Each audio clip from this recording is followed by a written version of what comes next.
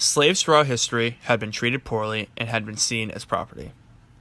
Specifically in American history, however, no one had stepped up or challenged this issue successfully until a man by the name of Abraham Lincoln was introduced. Lincoln, after noticing that the South was abusing their power to use slaves as sources of labor, he knew he had to put a stop to this.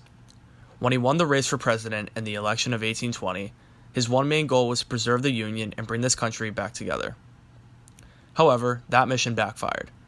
Lincoln offered peace, but the South declined due to their polar opposite views on slavery.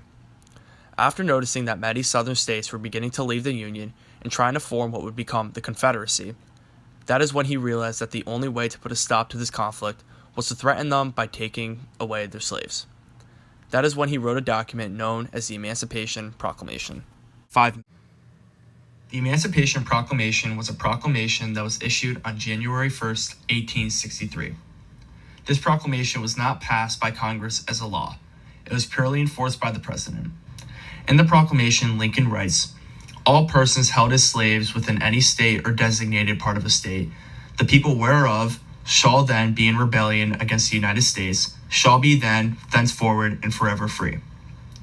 This meant that he would free slaves in all the states that separated from the Union. As hard as it is to believe, slaves would finally become people in the eyes of the government and in the eyes of American society. The states that were affected by this proclamation included Arkansas, Texas, Louisiana, Mississippi, Alabama, Florida, Georgia, South Carolina, North Carolina, and Virginia. Although it didn't free all slaves, it freed approximately 3.5 million of the 4 million slaves in America at the time. Although the proclamation was not a document that ended total slavery in America, it really hit home for many Americans and shifted the character of the war. The proclamation did, however, lead to the total abolition of slavery, as Lincoln pushed for the enforcement of the 13th Amendment. This stated that any form of slavery was illegal.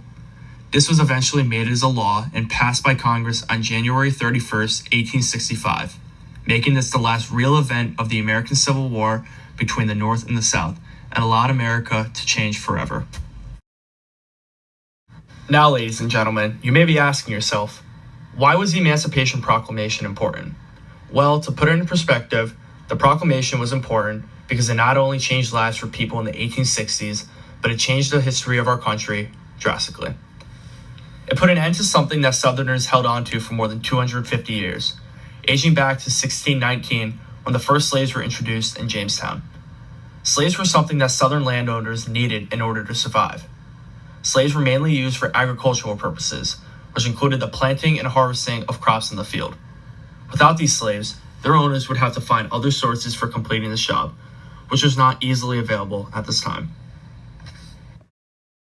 The Emancipation Proclamation was also important because it shifted how Black people were viewed and treated in America forever. They were no longer just slaves or property, they were considered people and American citizens.